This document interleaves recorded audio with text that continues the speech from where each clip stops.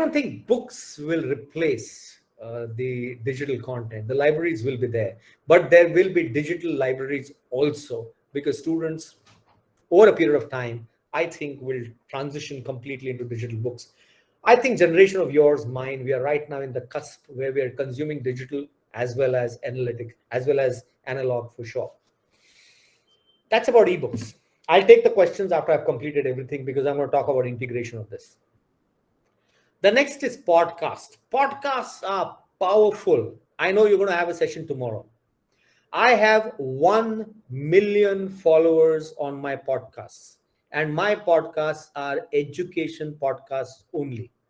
I have various podcasting stations of my own. There's one podcasting station which is completely into management podcasts.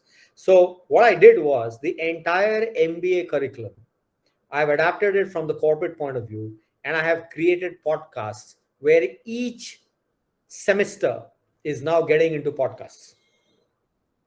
These podcasts are then converted into audio learning programs on my portal, which is called the atyasaonline.com. On atyasaonline.com, I have created the world's first audio learning portal, and in $9.99, people can consume the entire content, which means I have brought down the cost of each curriculum each semester to less than $1. You can imagine education is going to become extremely inexpensive, and people who could not afford education will start affording it over the digital part. How do podcasts help your students? Imagine if the concepts of each class of yours are converted into 10 minutes to 20 minutes podcasts. So let's say you're taking a 2-hour class and you're taking, let's say, 24 classes in a semester. If you have 24 podcasts, and those podcasts as audio files are available to your students for revision, while they're driving, they can listen to the podcast. While they are possibly at home doing some other work, they can listen to your podcast. And hearing is very, very powerful, because when the person is listening to the faculty in the class, the auditory mechanism is really active. Podcasts are the next in India. India is going to be the fastest podcasting growth destination, and the number of podcasters in India are huge right now. My suggestion to you is, please do start exploring the area of podcasts. If you wish to know how to do podcasting, p5engage.com is my podcasting site. Go there. I have a podcasting site even for people who want to start podcasting, and I'm always available if you need any help on technology, and I'm not charging anybody. And by the way, I'm doing a lot of this kind of work with UGC. So there are multiple programs that I'm doing with UGC to bring in digital awareness and concepts. So podcasts, videos, like Madam was saying, videos is big. YouTube is possibly the largest university globally integrated. That's the amount of content. And, a lot of amazing statisticians are there. Masters in their own domain have actually come in and done their videos. And they're amazing. Videos, we all know how great they can be in terms of learning. Blogs, WordPress sites are available where you can convert your thoughts into blogs, and your students can read, the world can read. Blogs make you thought leaders. Blogs carry a lot of authenticity because you're writing something. And you know what? I have started doing, so on niketkarajgi.com, I have my blogs where I have put in a plugin. Now people don't have to read my blog. The blog talks. They just have to activate that button, and whatever I have written on the blog starts speaking to them. We have the e-learning portals, which are a complete learning experience that people go through, which means your classroom, the entire classroom, integration of ebook, integration of podcast, integration of videos, integration of blogs, all that put together on your e-learning portal. on a device like a pad or a mobile phone. Your students can just learn on the go. We do webinars. I think in pandemic, maximum webinars happened.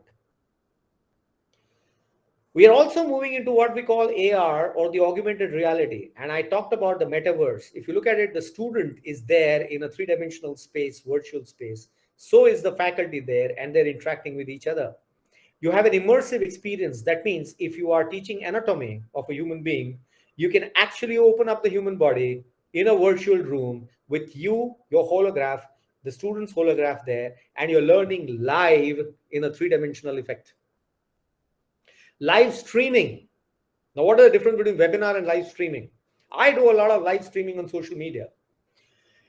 If you want to be known all over the world, you can live stream on Facebook, on LinkedIn, on Twitter. And when you live stream, what's happening is your area of prowess, you're live streaming on Facebook, on LinkedIn, and there are people joining it with invitation, without invitation. That means you can now reach out to all the people, and not only students, but people who may be interested in your subject. And by the way, there may be a lot of grown-ups who may want to listen to you. You're permitting that to happen on the live stream. A lot of live streaming softwares are also connected to different online televisions, which are the digital visions, and your live streaming also happens there. It happens on YouTube also, and then the recorded versions are archived there for life. All this is then controlled through analytics, which means you know who logged in what time, who logged out what time, how many pages have been consumed, how much time has been spent, how much of group activity is happening. The entire digital footprint is available in front of you.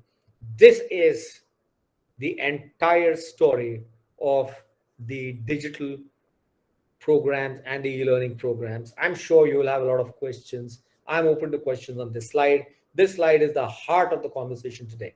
Please go ahead and ask me whatever you wish to ask me.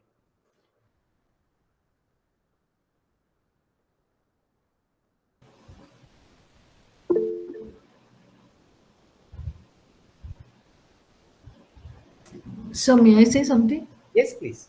So, how does the podcast work? How does the podcast work? Okay. Simple, madam. On every laptop, there is a voice recording software. Or you can download free voice recording softwares also. There's no problem. All you're doing is your voice is getting recorded on your laptop. It converts into an audio file, which is an MP3 file, and you can upload it on Spotify. You can upload it on any of the podcasting portals, and there the podcast audio file resides. You can have, for each class, you can have an audio recording.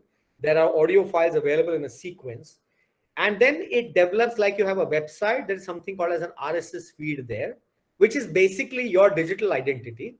Then Apple picks it up, Amazon picks it up, Spotify picks it up, all the other podcasting portals pick it up, and then it is available across all podcasting portals. That's how podcasts work. So podcasts, typically you record an audio file on your laptop, upload it on a podcasting portal, and you're done.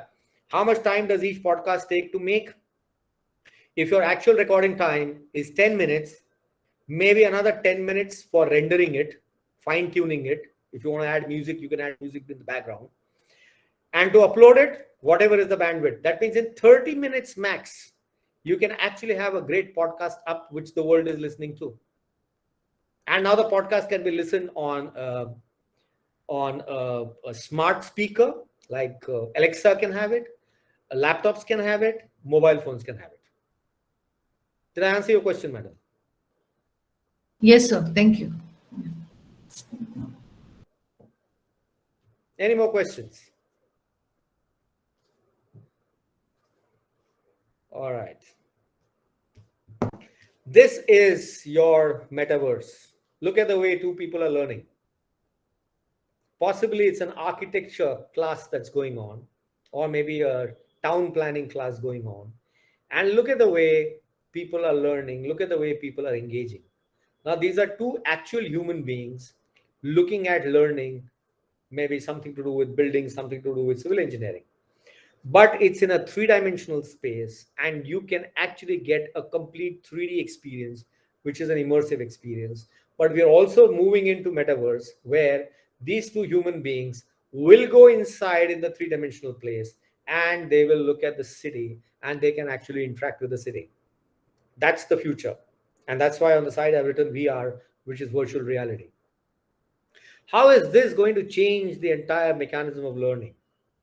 Three-dimensional space will provide learning like we learn when we go to a new city. We are traveling in the city, and we are capturing, all our senses are capturing information. And that's what 3D immersive technologies will do. With 5G coming in and with quantum computing coming in, this is the way the classrooms will be. Now, either physical classrooms will be like this, or virtual classrooms would be like this. But let me give you another context as to what's going to happen, how the landscape of education will change. Someday we will all retire. Someday we will come to a point where we will not be able to teach, but yet we will be able to teach. And how's that? A time will come when there will be a humanoid in the form of the teacher. You will be cloned with the entire repository of your experience. And that humanoid will start taking classrooms, and that humanoid can be beamed across to multiple locations at the same time in a virtual way. And students across the world will be able to interact with you. And I'm saying this with absolute confidence. Faculties, irrespective of the stream that they come from, they are going to become absolutely eternal. They will be immortalized completely because of technology. And we are entering into the space of this metaverse. So, what is the interactive technology doing? It's reshaping learning. Interactive tech enables students to improve their ability to communicate both with their classmates and teachers, because now the fear of talking to a person goes away. They are talking to technology. Any questions for the last two slides or the last three slides, if that's come up in your mind? Yes, Sir, hello. yes, sir. Sir, the 3D technology, it is available in the developed country, or this is the we are thinking about it. Well, 3D to a large extent is available. For instance, to an extent, not large extent. I'm sorry, I stand myself corrected. For instance, on my website, I have converted my publications into three dimensions, which means now my books are available in a three-dimension mode. They don't beam out of the screen right now. That is still going on as a research area. But sir, answering your question directly, what I like about technology is if it's available in one world, it automatically gets available in all the other worlds, because we are living in a borderless world now. So as and when the technology gets updated, what happens with uh, basically technology entrepreneurs is they create the technology, they put it on the cloud, and they open it up to the entire world. Now, where is the limitation? The limitation is only in terms of the bandwidth availability and the hardware availability at the country where they want to consume the service. But I think India is fairly advanced. We should not have a problem. So, for the benefit of all, I think with 90% plus, and I don't have the exact number, but I think through experience, I'm conjecturing an empirical number. The technology available overseas is the technology available in India. The only point is now, how much do universities and how much do commercial establishments want to engage in technology? For instance, the technology cost in my company is approximately 6.5 lakhs a month. With that kind of a technology cost, we are able to cater to the entire world. We are reducing that.